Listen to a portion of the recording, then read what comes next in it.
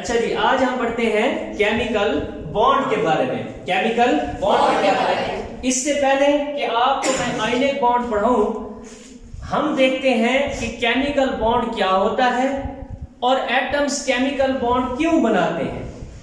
अगर आपने ionic bond को समझना है या आगे इस चैप्टर में मौजूद कोवलेंट बॉन्ड को समझना है, तो आपको सबसे पहले पता होना चाहिए कि केमिकल बॉन्ड क्या होता है।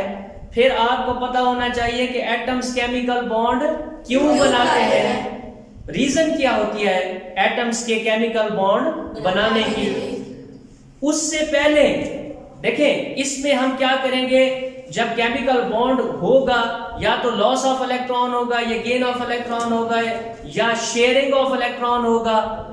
अब इस इलेक्ट्रॉन के शेयर को करने को या पूरे का पूरा ट्रांसफर कर देने को, उसको समझने के लिए थोड़ा सा आपको इलेक्ट्रॉनिक कॉन्फ़िगरेशन का कॉन्सेप्ट पता होना चाहिए। इसलिए मैं आयनिक बॉन्ड पे जाने से पहले आपको इलेक्ट्रॉनिक कॉन्फ़िगरेशन का थोड़ा सा कॉन्सेप्ट देना चाहता हूं, ताकि आपको इलेक्ट्रॉनिक कॉन्फ़िगरेशन का थोड़ा सा कॉन्सेप्ट होगा, फिर आप जाके केमिकल बॉन्डिंग को अच्छी तरह से समझ सकेंगे। इसलिए गौर करें आप। केमिकल बॉन्ड की डेफिनेशन में रिवाइज करता हूं। केमिकल बॉन्ड क्या है? Chemical bond is a force of attraction, ये कशिश की कुव्वत है बिटवीन द एटम्स, एटम्स के दरमियान। ये एटम्स के दरमियान क्या है?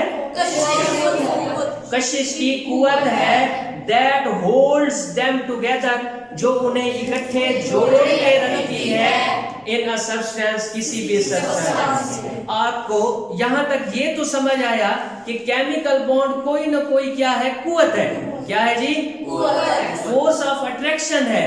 अट्रैक्शन मतलब कशिश की कुव्वत है। देखें, दो तरह की फोर्सेस होती हैं, एक होती है फोर्स ऑफ अट्रैक्शन, एक होती है रिपल्शन। वो क्या करती है? रिपल्शन की फोर्स क्या करती है? दूर करती है, धकेलती है, दफा करती है। और अट्रैक्शन की फोर्स क्या करती है? अपनी तरफ खींचती है। तो ये क्या है? केमिकल बॉन्ड में केमिकल बॉन्ड क्या है? Is a force of attraction between the atoms that holds them together in a substance is called chemical bond। अब सवाल ये पैदा होता है कि एटम्स केमिकल बॉन्ड क्यों बनाते हैं। मैंने आपको बताया है कि एटम्स केमिकल बॉन्ड हमेशा स्टेबल होने के लिए बनाते हैं। यूनिवर्स का, दुनिया का कानून है कि हर चीज क्या होना चाहती है? स्टेबल होना चाहती है, स्टेबिलिटी की तरफ जाना चाहती है। इसी तरह एटम्स भी क्या कहते हैं जी? स्टेबल होना चाहते हैं। अब सवाल ये पैदा होता है कि एटम्स कैसे स्टेबल होंगे? एटम्स कैसे स्टेबल होंगे? इंसान कैसे स्टेबल होता है? मैंने आपको कहा है, अच्छा, स्टेबल होने का पैमाना भी मुख्तलिफ है हर इंसान के जहन में। जैसे मैंने आपको बताया, किसी के पास गाड़ी आ जाए, बंगला आ जाए, अच्छी नौकरी मिल जाए, वो कहता है मैं स्टेबल हो गया। ठीक है जी। कोई फिर इससे ऊपर का सोचता है। ठीक है जी। कोई अल्लाह वाले होते हैं तो वो थोड़ी पे कनात कर लेते हैं, 5 वक्त नमाज पढ़ ली, अल्लाह अल्लाह कर ली, तिलावत कुरान कर ली, तो वो कहते हैं जी हमारी लाइफ स्टेबल है। ठीक है जी। तो स्टेबिलिटी के पैमाने हर इंसान के जहन में मुख्तलिफ हैं। अब एटम्स कैसे स्टेबल होता है? एटम्स कैसे स्टेबल होता है? यहां तक आपको पता चला केमिकल बॉन्ड क्या होता है। फिर आपने देखा कि एटम्स केमिकल बॉन्ड क्यों बनाते हैं? क्यों बनाते हैं? स्टेबल होने के लिए। अब सवाल ये पैदा होता है कि स्टेबल कैसे होंगे? क्या एटम के पास गाड़ी बंगला आ जाएगा तो एटम स्टेबल हो जाएगा? नहीं। एटम क्या करेंगे? अगर एटम्स की, किसी भी एटम की इलेक्ट्रॉनिक कॉन्फ़िगरेशन अगर नोबल गैस की इलेक्ट्रॉनिक कॉन्फ़िगरेशन के बराबर आ जाए, इलेक्ट्रॉनिक कॉन्फ़िगरेशन किसी भी एटम की नोबल गैस की इलेक्ट्रॉनिक कॉन्फ़िगरेशन के बराबर आ जाए, तो वो क्या होगा? एटम स्टेबल हो जाएगा। अब आप यूं बड़े हैरान होकर बैठे हुए हैं, सारी इसमें इलेक्ट्रॉनिक कॉन्फ़िगरेशन भी आ गया, इसमें नोबल गैस भी आ गया, ये तो हम कहीं बात कहीं और चली गई हमें। इसी वजह से मैं आपको कह रहा था कि बजाय डायरेक्ट मैं आयनिक बॉन्ड शुरू करूं, सबसे पहले मैं आपको थोड़ी सी इलेक्ट्रॉनिक कॉन्फ़िगरेशन के बारे में बताना चाहता हूं कि इलेक्ट्रॉनिक कॉन्फ़िगरेशन क्या होती है। देखें, जो एटम्स के पास इलेक्ट्रॉन्स होते हैं, क्या होते हैं जो एटम्स के पास इलेक्ट्रॉन्स होते हैं, वो उसके बाहर मौजूद शेल्स के अंदर डिवाइड किए गए होते हैं, बाहर मौजूद शेल्स के अंदर डिवाइड किए गए होते हैं। ये स्ट्रक्चर ऑफ एटम मैंने यहाँ पे बनाया हुआ है, ये यहाँ पे न्यूक्लियस है इसका, और बाहर इसके शेल्स हैं, के शेल हो गया, एल शेल हो गया, एल शेल हो गया, एन शेल हो गया। ये शेल्स के क्या हैं, नाम है। अब इन शेल्स के अंदर क्या होते हैं, सब शेल्स होते हैं। क्या होते हैं जी, सब शेल्स। के शेल के अंदर शेल बड़ा होता है, सब शेल क्या होता है, छोटा। ठीक है, शेल बड़ा और सब मतलब होता है छोटा, उसके अंदर छोटे शेल्स होते हैं। अब के अंदर कितने सब शेल्स होते हैं, एक ही सब शेल होता है। कौन सा सब शेल होता है, एस। और एन के अंदर कौन सा सब शेल होते हैं, ओ, एस और पी। और एन के अंदर कौन से सब शेल होते हैं, एस पी डी, ये तीन सब शेल होते हैं। और एन के अंदर कितने सब शेल्स आते हैं, एस पी डी एफ, चार सब शेल्स आते हैं। अब इन शेल्स के अंदर इलेक्ट्रॉन्स क्या होते हैं, डिवाइड होते हैं। इलेक्ट्रॉन्स क्या होते हैं, डिवाइड होते हैं। बात समझ आ गई है। पहले में मैक्सिमम कितने इलेक्ट्रॉन आ सकते हैं, दो। दूसरे में मैक्सिमम, तीसरे में, और चौथे में 32, 32 कितने आ सकते हैं, 32 इलेक्ट्रॉन मैक्सिमम इसमें आ सकते हैं। ये मैं बात करूं मैक्सिमम इलेक्ट्रॉन्स की, ठीक है जी, मैक्सिमम कैपेसिटी की। अब इस रूम में मैक्सिमम फॉर एग्जांपल 40 बच्चे बैठ सकते हैं, आप यहाँ पे 20 बैठे हुए हैं फॉर एग्जांपल, तो 20 की और कैपेसिटी है, 20 तो बैठे हुए हैं, 20 की और कैपेसिटी है, यानी मैक्सिमम कैपेसिटी कितनी है, 40 की। तो इस शेल में मैक्सिमम कैपेसिटी कितनी की है जी, 2 इलेक्ट्रॉन। बात हो रही थी मैक्सिमम कितने इस शेल में इलेक्ट्रॉन आ सकते हैं, 2। के में, एल में कितने आ सकते हैं, 8। अब देखें जिस एटम के शेल्स के अंदर, वैलेंस शेल के अंदर, जिस एटम के वैलेंस शेल के अंदर, अच्छा यूं कह लें, जो एटम, जिस एटम का वैलेंस शेल कंप्लीट होगा, जिस एटम का वैलेंस शेल कंप्लीट होगा, वो एटम क्या होगा, स्टेबल। वो एटम क्या होगा, स्टेबल। जिस एटम का वैलेंस शेल कंप्लीट होगा, वो एटम क्या होगा, स्टेबल। समझ आ गई यहां तक बात। अब यानी वैलेंस शेल कंप्लीट होगा मतलब अगर इसके शेल में वैलेंस शेल, अब सवाल ये पैदा होता है कि वैलेंस शेल क्या होता है, सवाल ये पैदा होता है वैलेंस शेल। वैलेंस शेल होता है आखिरी शेल, आखिरी शेल। वैलेंस शेल होता है आखिरी शेल, उसको क्या बोलते हैं, वैलेंस शेल। जिसका वैलेंस शेल कंप्लीट होगा उसको क्या बोलेंगे, स्टेबल एटम। ये क्या है जी, स्टेबल एटम। अब नोबल गैसेस का जो वैलेंस शेल होता है वो क्या होता है, कंप्लीट। वो क्या होता है, कंप्लीट। इस वजह से वो क्या होती हैं, स्टेबल। इस वजह से वो क्या होती हैं, स्टेबल। इसी तरह एटम्स भी नोबल गैस की तरह क्या होना चाहता है, स्टेबल। तो स्टेबल होने के लिए क्या करेगा, वैलेंस शेल को क्या करेगा, कंप्लीट करेगा। वैलेंस शेल को क्या करेगा, कहानी पीछे थोड़ी सी समझ आई है आपको। भाई एटम्स बॉन्ड क्यों बनाते हैं, एटम्स बॉन्ड स्टेबल होने के लिए बनाते हैं। फिर बात ये आ गई कि स्टेबल कैसे होते हैं। स्टेबल ऐसे होते हैं कि उनका जो वैलेंस शेल होना चाहिए वो क्या होना चाहिए, कंप्लीट होना चाहिए। या दूसरे अल्फाज में उनकी इलेक्ट्रॉनिक कॉन्फ़िगरेशन नोबल गैस की इलेक्ट्रॉनिक कॉन्फ़िगरेशन के बराबर आनी चाहिए, सेम आनी चाहिए, तब वो एटम क्या होगा, स्टेबल होगा। ठीक है। अब इलेक्ट्रॉनिक कॉन्फ़िगरेशन नोबल गैसेस की किस तरह होती है, आपने कहना है कि उनका वैलेंस शेल क्या होता है, कंप्लीट होता है। या तो वैलेंस शेल में 2 इलेक्ट्रॉन होते हैं या कितने होते हैं, 8 इलेक्ट्रॉन होते हैं। या 2 इलेक्ट्रॉन होते हैं या क्या होते हैं, 8 इलेक्ट्रॉन होते हैं। देखिए 2 आएंगे तब भी क्या होगा, कंप्लीट हो जाएगा, और 8 आएंगे तब भी क्या हो जाएगा, कंप्लीट हो जाएगा। तो एटम्स हमेशा बॉन्ड बनाते हैं अपने वैलेंस शेल को कंप्लीट करने के लिए। या कोई भी आपसे सवाल पूछे कि एटम्स बॉन्ड क्यों बनाते हैं, आपने कहना है कि एटम्स अपने बॉन्ड क्यों बनाते हैं, स्टेबल होने के लिए बॉन्ड बनाते हैं। फिर वो आपसे पूछे कि स्टेबल कैसे होंगे, तो आपने कहना है कि हाँ भाई कैसे स्टेबल होंगे अब्दुल्ला, वैलेंस शेल अगर उनके कंप्लीट हो जाएंगे तो वो एटम क्या हो जाएगा, स्टेबल। फिर आपने कहना है अगर उनके वैलेंस शेल कंप्लीट हो गए तो उनकी इलेक्ट्रॉनिक कॉन्फ़िगरेशन किसके जैसी हो जाएगी, नोबल गैसेस की इलेक्ट्रॉनिक कॉन्फ़िगरेशन के सेम हो जाएगी, तो वो एटम्स क्या हो जाएंगे, स्टेबल। अब यहाँ तक आपको समझ आ गई केमिकल बॉन्ड क्या होता है, एटम्स बॉन्ड क्यों बनाते हैं, और क्या है जी इलेक्ट्रॉनिक कॉन्फ़िगरेशन थोड़ी सी आपको पता चल गई कैसे होती है, शेल पहले शेल में कितने होते हैं, दूसरे में कितने होते हैं, तीसरे में कितने होते हैं, ये आपको थोड़ा सा कॉन्सेप्ट समझ आ गया। अब क्या करेगा एटम्स बॉन्ड कैसे बनाएगा, वो इलेक्ट्रॉन को क्या करेगा, ट्रांसफर करेगा। दो एटम्स होंगे ना, दो एटम वो करीब आएंगे और एक एटम दूसरे एटम को इलेक्ट्रॉन क्या करेगा, ट्रांसफर करेगा, दूसरे एटम को क्या करेगा, ट्रांसफर करेगा। देखो दो पॉसिबिलिटीज है एटम्स के दरमियान, या तो वो मुकम्मल तौर पे एक एटम दूसरे एटम को अपना इलेक्ट्रॉन दे देगा, एक एटम दूसरे एटम को इलेक्ट्रॉन मुकम्मल तौर पे दे देगा, भाई तुम ले लो। अब हम जरा एक एग्जांपल लेते हैं सोडियम क्लोराइड की। क्या एग्जांपल लेते हैं, सोडियम क्लोराइड की, NaCl की। देखें ये सोडियम है, ये क्लोरीन है, बॉन्ड बना हुआ है ना, सोडियम क्लोराइड है ना आपके पास।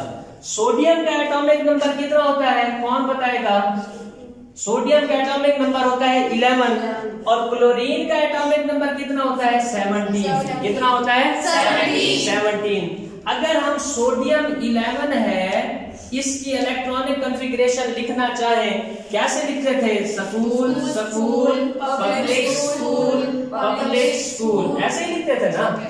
अब 1s 2s 2p 3s 3p 4s ऐसे ही लिखते थे ना, याद आया कुछ आपको। अच्छा ये अगर मैं समझाना शुरू कर दूं तो फिर हम टॉपिक से हट जाएंगे, ये पीछे चैप्टर में जाएंगे तो डिटेल में समझाऊंगा। सिर्फ आपको एग्जांपल दे रहा हूं समझाने के लिए कि एटम्स कैसे शेयर करते हैं या कंप्लीट ट्रांसफर करते हैं। देखिए s में मैक्सिमम कितने इलेक्ट्रॉन होते थे, दो इसमें आ गए, दो इसमें आ गए, 4 इलेक्ट्रॉन। p में कितने आते थे और s में कितने आ गए, 1। देखो ना 2 4 6 सॉरी 2 और 2 4, 4 और 6 10, 10 और 1 11। तो इसके 11 इलेक्ट्रॉन इधर तक क्या हो गए, पूरे। देखो इधर S पूरा है, इधर क्या है जी, S पूरा है। इधर देखो क्या है आपके पास, सॉरी इधर 2 इलेक्ट्रॉन मौजूद है पहले में, दूसरे में 8 मौजूद है, पूरा है ना। अब ये S क्या है, इस S में क्या है, एक इलेक्ट्रॉन है, या ये इलेक्ट्रॉन किसी को दे दे, ये इलेक्ट्रॉन किसी को दे दे तो ये कहानी ही आगे वाली क्या हो जाएगी, खत्म हो जाएगी। तो ये देखो ये 8 इलेक्ट्रॉन पूरे हो गए, तो ये पूरे हो जाएंगे। ये एक इलेक्ट्रॉन इसके पास क्या है, फालतू है, एक इलेक्ट्रॉन क्या है इसके पास, या तो क्या करे ये एक इलेक्ट्रॉन ले ले, ठीक है जी, या क्या करे ये एक इलेक्ट्रॉन क्या कर दे, दे। ठीक हो गया जी। अब देखें क्लोरीन की इलेक्ट्रॉनिक कॉन्फ़िगरेशन हम लिखते हैं 17।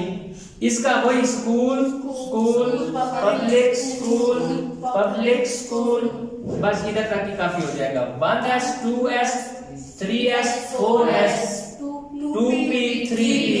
s में कितने इलेक्ट्रॉन आते हैं, 2 कितने हो गए, 10 12 और इसमें कितने आ जाएंगे, 5। कितने आ जाएंगे, 5 आ जाएंगे ना।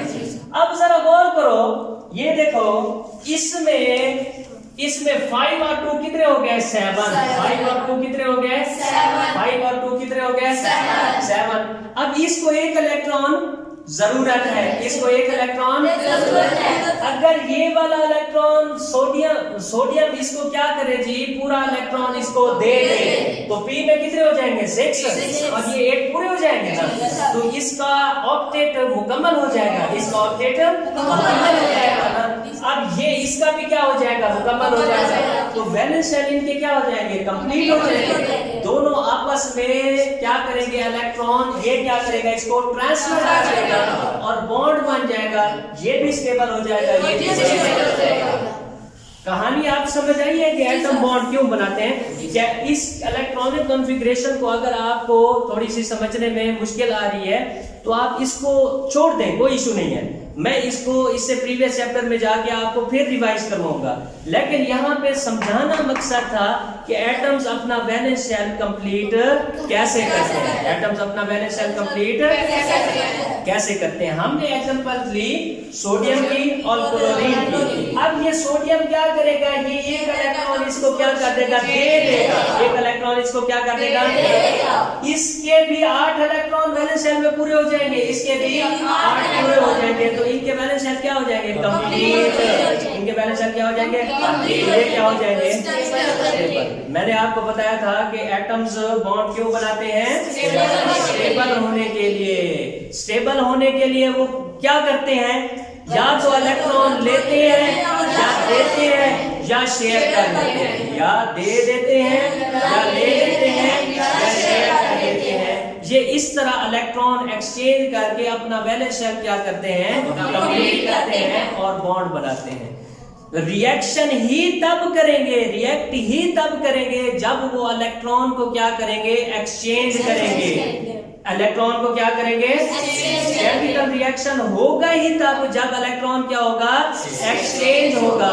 अब नोबल गैसेज, एक सवाल है, वो केमिकल रिएक्शन नहीं करती। नोबल गैसेज केमिकल रिएक्शन क्यों नहीं करती, क्योंकि उनका वैलेंस शेल क्या होता है, कंप्लीट होता है। वो ऑलरेडी क्या होते हैं, स्टेबल होते हैं। तो इस वजह से वो क्या करती हैं, केमिकल रिएक्शन नहीं करती। वो केमिकल रिएक्शन नहीं करती। अब समझ आया आपको, ठीक है।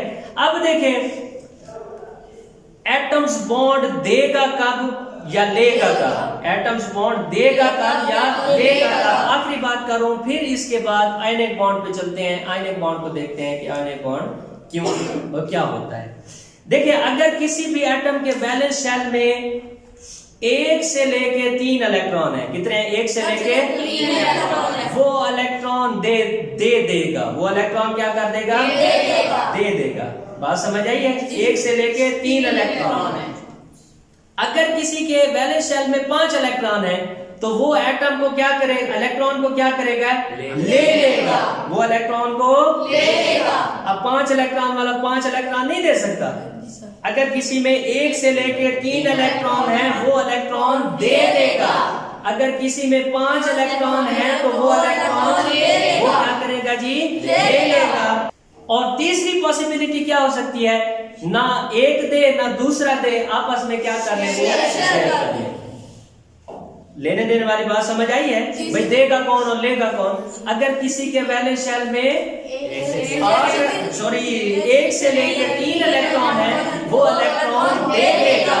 अगर किसी के वैलेंस शेल में 5 इलेक्ट्रॉन है, वो इलेक्ट्रॉन ले लेगा। या 5 से ज्यादा है, वो इलेक्ट्रॉन क्या करेगा, ले लेगा। ठीक हो गया जी। अगर ना कोई एटम देता है ना कंप्लीट लेता है तो तीसरी पॉसिबिलिटी होती है शेयर।